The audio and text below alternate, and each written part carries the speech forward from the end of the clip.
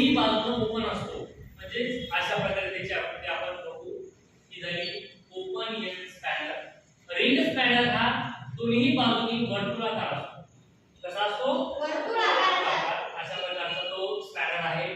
त्याच्यानंतर combinational spanner हा जो आहे तो ओपन आणि रिंग या दोघांचं कॉम्बिनेशन केलेलं आहे, दोघांना एकत्र केलेलं आहे, त्याला कॉम्बिनेशनल स्पॅनर म्हणायचं।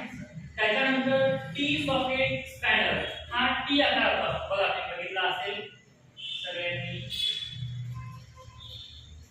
हा झाला टी आकाराचा स्पॅनर, म्हणजे हा खाली टाकायचा आणि त्याला फिरवायचं, जे की ऑटोमोबाईल दुकान असते त्या ठिकाणी मेकॅनिकल तो स्पॅनर अवेलेबल असतो।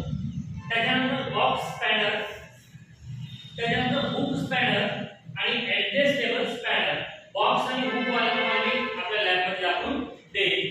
त्याच्यानंतर ऍडजस्टेबल स्पॅनर, ऍडजस्टेबल नावच आहे किंवा ऍडजस्टमेंट करायची, म्हणजे आपल्याकडे ओपन पण नाही, रिंग पण नाही आणि कॉम्बिनेशन पण नाही, नसू द्या काही प्रॉब्लेम नाही, हा ऍडजस्टेबल आहे, म्हणजे हा काय करणार ऍडजस्ट करून ते नट त्या ठिकाणी